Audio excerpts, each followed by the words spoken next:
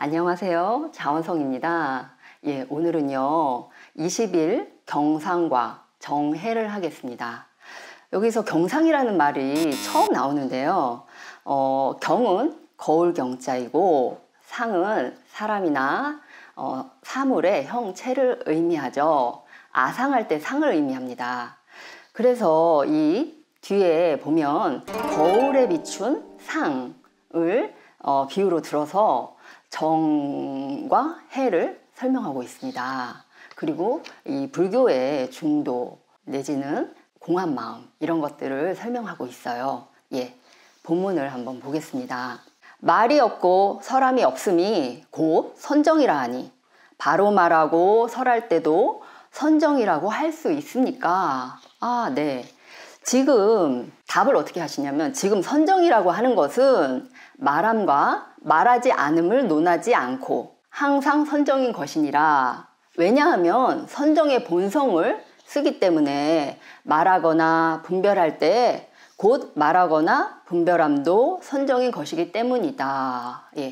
여기서 이제 말이 없고 설함이 없음이 곧 선정이라 하는 것은 우리의 분별망상이 모두 다 떨어져 나가서 이제 아주 고요함 속에 고요함에 들어서 나의 아상이 사라져 버리면 어떻게 되냐면 이 생멸심으로 가지고 하는 언설이 모두 다 사라져 버립니다. 그러니까 나의 두뇌가 주가 되어서 했던 그런 언설들이 나의 영혼이 주가 돼서 하게 되고 그 두뇌의식은 부수적으로 하게 되는 것이죠. 그래서 그렇게 되는 것이 선정인데 이 바로 말하고 설하는 것도 선정이냐 이렇게 물어보는 거예요. 여기서 바로 말하는 거라는 것은 진리의 말을 그대로 그냥 앵무새처럼 따라하는 것. 그러니까 진리의 말이기 때문에 사실은 사실이지만 그것을 그냥 따라하는 것이죠. 예를 들어서 이 해탈선사들이 한 말을 요즘 깨달았다고 하는 그런 자칭 그런 사람들이 좀 그대로 따라하는 경우, 이런 경우들, 그리고 어쨌든 그 진리나 지혜로운 말을 그대로 따라하는 것도 선정이라고 할 수 있느냐, 선정이냐 하는 이야기죠. 그래서 이제 그 답을 어떻게 하시냐면 지금 선정이라고 하는 것은 말함과 말하지 않음을 논하지 않고 항상 선정인 것이니라. 그렇게 하는 거 얘기를 하셨어요. 그러니까 선정이 든다는 것은 이 자성 선정심이 나와서 모든 것을 보고하는 그 지혜가 등장하는 것이죠. 그러니까 즉 지혜가 항상 따라붙는 그런 선정인 것입니다. 그래서 그럴 때는 이제 분별하거나 안 하거나 또 말하거나 안 하거나 그 상관없이 늘 선정이 되는 것입니다. 그리고 여기서 선정의 본성을 쓴다는 것은 뭐냐면 이 중도 정견에 들어가서 모든 것이 이제 자유자재하게 되는 것을 의미하는데, 그래서 그 무예자재하게 그 모든 것을 활용한다 이렇게 이제 말을 할 수가 있거든요. 그래서 이렇게 얘기하면 또 좀 문자로 이야기하는, 그러니까 문자로만 와닿죠. 그래서 제가 좀 설명드리자면 선정이 든다면은 우리가 생명체로서 생명활동은 늘 하게 됩니다. 그렇지만 그렇게 생명활동을 하더라도 항상 부동인 상태가 되고 진공이 되고 또 물들지가 않는 그런 상태가 된다는 것이죠. 항상 선정이기 때문에 말할 때나 행동할 때나 분별할 때나 모두 그게 선정인 상태가 되는데 그야말로 이 우리의 분별망상이 모두 떨어져 나간 그런 상태가 되는 것이죠.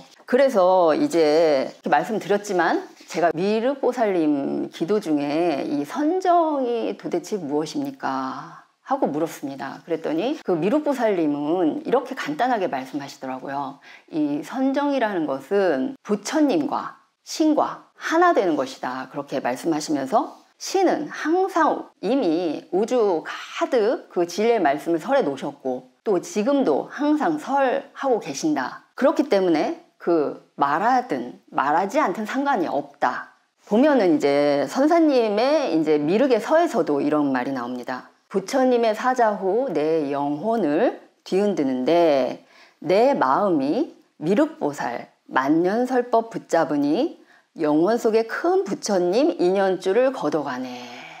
이 우주 가득 설해 놓은 것이 바로 만년설법이죠. 그래서 그 만년설법을 붙잡아서 이제 모든 인연으로부터 해탈하는 그런 것을 선사님의 미륵의 서에 그렇게 써 놓으셨어요. 또 볼게요.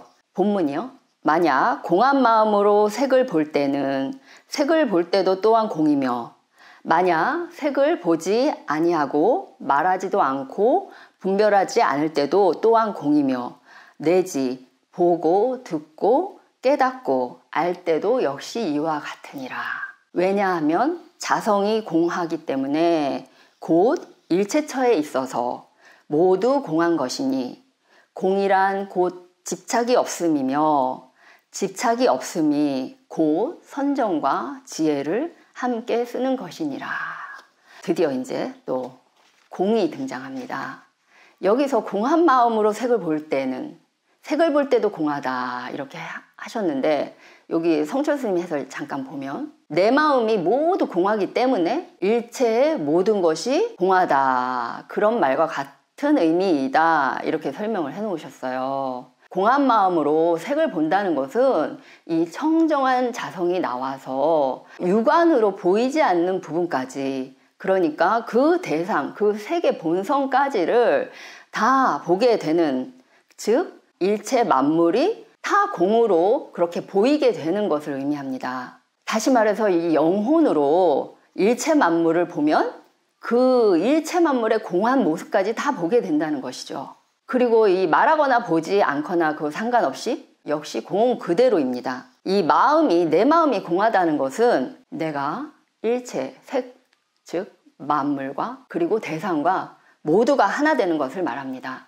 주관을 가진 내가 공이 되어 버렸으니까 상대도 대상도 공이 되어 버리는 것이죠. 그러니까 이제 대상이 없어지고 일체가 다 공하게 됩니다. 이 주관과 객관이 다 사라져 버리니까 이 집착할래야 집착할 것이 없게 되고, 그 나도 공으로 돌아가고 그 상대도 공이 되기 때문에 붙을래야 어디 붙을 데가 없게 되는 것이죠. 예를 들어서 내가 책을 눈으로 읽을 때 생멸심을 가진 나는 책을 읽고 있지만 공한 마음의 나는 그대로 상관없이 있습니다.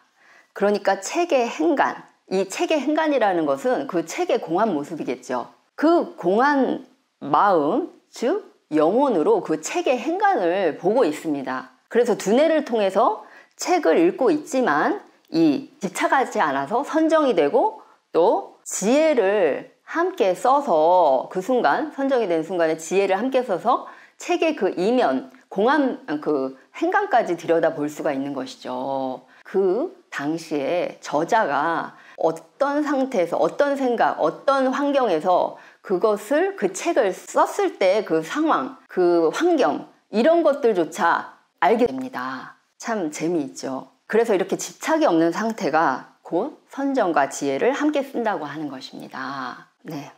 그래서 마지막 문장 한번 읽어보면, 보살이 항상 이와 같이 공 그대로의 법을 써서 구경에 이르는 까닭에 선정과 지혜가 함께함을 곧 해탈이라고 하느니라. 보살이 이렇게 항상 공을 지녀서 지속시키면 구경을 성취하고 또 선정과 지혜를 함께하고 해탈한 것이다 이야기입니다. 네. 여기까지 이제 대주 스님이 이 얘기를 하시면서 또 비유를 또 들어서 쉽게 얘기하신다고 하시는데요. 예, 소개를 해드릴 텐데, 어찌 보면 이 쉽게 이야기 비유 들어서 하는 것이라고 했는데 좀 더 어렵게 느껴지실 수도 있어요. 그래서 선사님들은 보면 참 짓궂다 이런 생각이 들어요. 그러니까 여러 가지 다른 이야기들을 하시는데 실은 역시도 좀 어렵습니다. 예, 보겠습니다. 지금 다시 그대들을 위하여 비유로서 나타내 보여 그대들로 하여금 분명하게 알아서 의심을 끊게 하리라. 예. 비유컨대 밝은 거울이 모습을 비출 때 그 밝음이 움직이느냐 했더니 움직이지 않습니다. 비추지 아니할 때도 또한 움직이느냐 했더니 움직이지 않습니다. 왜냐하면 밝은 거울의 작용에는 밝게 비친다는 정이 없으므로 비출 때도 움직이지 않고 비추지 아니할 때도 움직이지 않는 것이니라. 어떻게 해서 그러냐면 분별의 정이 없는 가운데에는 움직이는 것도 없고 움직이지 않는 것도 없기 때문이니라. 이 말은 밝은 거울에 밝은 거울이 있다고 해요. 그럼 밝은 거울에 만상이 비추거나 비추지 않거나 이 밝은 거울은 항상 밝게 그대로 그 자리에서 비춘다. 이 의미인데 여기서 밝은 거울은 앞에서 이야기한 공한 마음을 의미하고 그 공한 마음이란 우리의 뭘 의미할까? 청정한 자성과 또 이 상주 법계를 의미합니다. 그러니까 모두가 하나 된 그 세계를요. 그래서 이 거울에 뭔가 아른거리든 아른거리지 않든 상관없이 항상 밝은 거울은 그렇게 공한 마음이다 이 말입니다. 근데 여기서 정이라는 표현이 나왔죠. 이 정은 앞에서 말한 선정과는 틀린 정입니다. 뜻이 뭐냐면 뜻정 그리고 마음의 작용, 뭐 사랑할 때 예를 들어서 인정이 많다 적다 할 때 그 정을 의미하거든요. 그래서 여기서는 이 정을 가지고 헤아린다 이 의미인데 그 헤아림 분별한다 이런 것이 정이라고 볼 수 있는데 그 정이라는 것이 없다라는 것이죠. 그러니까 밝은 거울은 이렇게 정이 없어서 분별이 없어서 이미 움직임과 움직이지 않음을 떠나 있고 또 비춘과 비추지 않음을 떠나 있습니다. 언제나 그 비춘다는 생각이 없이 그냥 비추는 것이죠. 그래서 무심의 상태입니다. 그래서 그 무심 가운데 일체가 다 비추더라도 상관이 없고 움직이지 않는다. 근데 만약에 이 거울에 때가 끼면 어떻게 될까요? 때가 끼면은 그 부분이 어두워져서 모든 만상을 올바로 비출 수가 없죠. 왜곡돼서 그 만상이 비춰집니다. 그래서 이 생멸과 분별을 이 때라고 빗대어서 보면 좀 이해를 하실 수가 있을 거예요. 그래서 밝고 깨끗한 거울, 즉 그 무심 가운데 자유로이 일체 만물을 왜곡 없이 비추었을 때 이제 무해자재한 묘용이 나온다입니다. 그때 진실로 쓰임이 나온다. 진정한 쓰임이 나온다 이 말이죠. 예를 또 하나 드셨어요. 좀 비슷한데 봅시다. 또 햇빛이 세상을 비출 때 그 빛이 움직이느냐? 움직이지 않습니다. 만약 비추지 아니할 때도 움직이느냐? 움직이지 않습니다. 왜냐하면 빛은 분별의 정이 없기 때문이니 정이 없음을 써서 빛이 비춤으로 움직이지 아니하며 비추지 않을 때도 또한 움직이지 아니하느니라. 어떻습니까? 햇빛은요, 지구가 자전하기 때문에 또 자전해서 이제 밤이 되거나 또 구름이 이렇게 끼게 되면 이 우리 눈으로는 비추지 않는 것처럼 보이지만 어떻습니까? 항상 비추고 있죠. 그 자리에서요. 움직이지 않고요. 햇빛은 무심을 가지고 있는 빛으로서 이 움직이지 않는다라는 것은 이리저리 생각을 붙이지 않는다는 의미입니다. 그러니까 정에 끌려서 누구는 비춰주고 누구는 안 비춰주고 이렇지를 않다라는 것이죠. 일체 만물을 비출 때는 무념이 되고 또 비추지 않더라도 그냥 무념이 그 상태가 됩니다. 나머지 문장 한번 볼게요. 비춘다 함은 지혜요 움직이지 아니한다 함은 선정이니 보살이 선정과 지혜를 함께한 법을 써서 삼맥삼보리를 얻는 까닭에 선정과 지혜를 함께 씀이 곧 해탈이다 라고 하느니라. 지금 정이 없다고 말하는 것은 범부의 정이 없으며 성인의 정이 없는 것이 아니니라. 이 비추는 것이 지혜라고 하는 것은 묘용을 의미하는데 뭐냐면 있는 그대로를 그 사물을 적나라하게 다 이렇게 드러나도록 그렇게 비추어서 그 사물이 온전히 다 활용되게끔 그렇게 하는 것입니다. 그게 묘용이라는 것이죠. 이 움직이지 않음이 선정이라고 한 건 진실로 공한 것, 진공을 말합니다. 그러니까 진공이 들어야 그 지혜가 나오는 것이죠. 선정과 지혜를 함께한 법을 쓴다는 건 선정 이렇게 따로 있고 지혜 따로 있고 그게 아니죠. 아까 앞에서 이야기한 것처럼 이게 선정과 지혜를 함께 한다라는 것은 따로따로 있어서 두 가지가 아니라 동전의 양면과 같이 항상 함께 쓴다입니다. 여기서 정이 없다라는 거는 이제 아까 얘기했죠. 분별이 없다라는 것이 아니라 무념으로서 일체망념, 생멸의 차별이 없음이지 이 성인의 정은 뭐냐면 진여 차원에서의 묘용이 없다라는 것이 아니라는 거죠. 즉 지혜를 가지고서 성인은 일체를 보고 알고 분별한다. 그게 성인의 정이라는 것입니다. 이 성인의 정에 대해서 마지막 문장이 또 나옵니다. 어떤 것이 범부의 정이며 어떤 것이 성인의 정입니까? 했더니 만약 두 가지 성품을 일으키면 곧 범부의 정이요. 두 가지 성품이 공하기 때문에 곧 성인이 정이니라. 결국에는 성인의 정이라는 건 그 있음과 없음, 사랑하고 미워함, 이 병견으로부터 모두 떠나서 이제 중도를 이루는 사람이 하는 그런 것을 의미하는데, 그러니까 참다운 지혜로서 일체의 것을 분별한다는 것인데요. 이제 좀 쉽게 말하자면 이 범부의 정은 이리저리 그 정에 끌려서 자기 존재가 정의 노예가 되는 것이고, 이 성인의 정은 정을 버리는 것이 아니라 그 사람에게 도움이 되는 그런 방편으로 활용한다는 것입니다. 네. 범부의 정은 최종적으로 슬픔만 남기죠. 그러니까 우리 모두 성인의 정을 가집시다. 네. 감사합니다.